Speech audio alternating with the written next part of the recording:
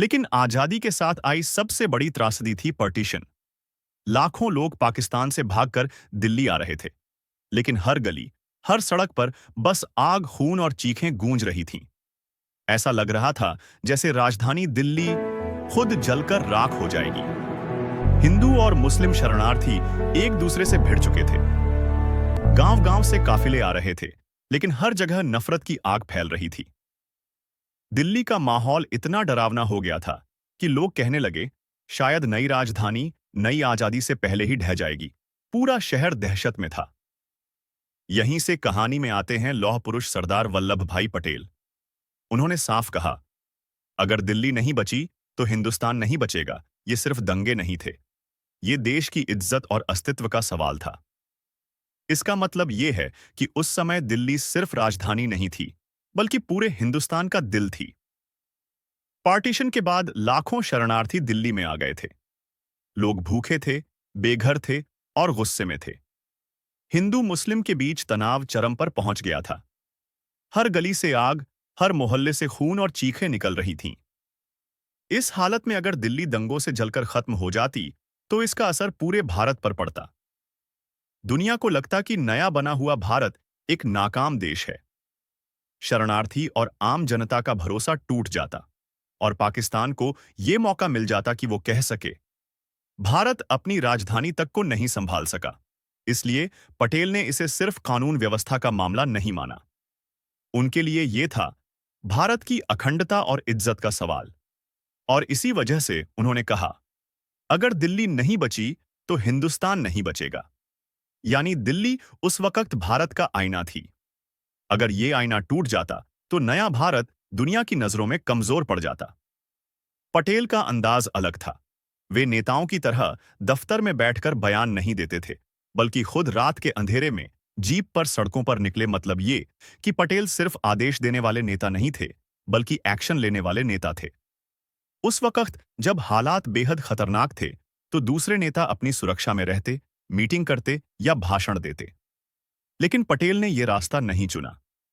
उन्होंने दिल्ली की जलती हुई गलियों में खुद उतरकर हालात का जायजा लिया।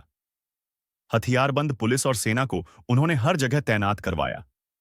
उन्होंने तुरंत प्रशासन को सख्त आदेश दिए, किसी भी हालत में दंगाइयों को बख्शा न जाए। हर चौराहे, हर गली, हर बाजार में पुलिस और सेना तैनात की गई। जहां पहले अफसर डर के मारे निष्क्रिय थे, वहां पटेल ने उन्हें आदेश दिया कि कानून का डंडा चलेगा, चाहे सामने कोई भी हो। पटेल खुद गाड़ियों में बैठकर भीड़ के बीच पहुंचते और कहते, अगर दिल्ली में खून बहेगा तो मैं भी यहीं खड़ा रहूंगा। यह उनकी सबसे बड़ी ताकत थी। लोगों ने पहली बार देखा कि देश का गृह मंत्री सिर्फ आदेश देने वाला नहीं है, बल्कि जान जोखिम में डालकर उनके बीच खड़ा है। जब पटेल ने ये शब्द कहे, तो भीड़ के गुस्से में भी एक खामोशी उतर गई। लोग सोचने लगे, अगर ये नेता हमारी तरह मौत के सामने खड़ा हो सकता है, तो हम क्यों खून बहाए? यही पटेल का अंदाज था, लोहे की तरह सख्त, लेकिन जनता के दिल से जुड़ा हुआ। उनकी कड़क आवाज, उनकी मौजूदगी ही लोगों के दिल में डर और भरोसा दोनों पैदा कर देती थी।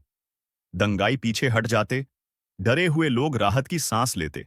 पूरा शहर धीरे धीरे पटरी पर लौटने लगा। कहा जाता है कि उन दिनों अगर पटेल की सख्ती न होती, तो दिल्ली दंगों में जलकर खाक हो जाती। 1947 से 49 के दौर की दिल्ली को याद कीजिए। देश बंट चुका था। लाखों शरणार्थी दिल्ली में आ गए थे। हर तरफ गुस्सा, नफरत और बदले की आग भड़क रही थी। मुसलमानों पर हमले हो रहे थे। हिंदू सिख शरणार्थियों का दर्द बेकाबू था। ये आग इतनी तेज थी कि अगर उसे रोका न जाता, तो दिल्ली सचमुच राख हो जाती। पूरा शहर खत्म होने की कगार पर था। नेहरू और गांधी भी थे, लेकिन सख्त कदम उठाने का साहस सिर्फ पटेल ने दिखाया। गांधी जी ने लोगों से शांति की अपील की। उन्होंने उपवास भी किया, लेकिन भीड़ के गुस्से के सामने सिर्फ अपीलें काम नहीं कर रही थीं। नेहरू भावुक थे, उनके पास योजना थी, लेकिन सख्त एक्शन का हौसला कम था। उस समय पटेल ही वो नेता थे जिन्होंने बिना किसी डर के लोहे की तरह फैसले लिए। उन्होंने कहा, दिल्ली को बचाना है, चाहे इसके लिए कड़क कदम ही क्यों ना उठाने पड़े। उन्होंने पुलिस, सेना और प्रशासन सबको एकजुट कर दिया। उस वक्त अफसर खुद डर के मारे चुप बैठे थे। कहीं पुलिस दंगाइयों पर डीली थी, कहीं सेना के जवान उलझन में थे। पटेल ने आकर सबको एक लाइन में खड़ा कर दिया।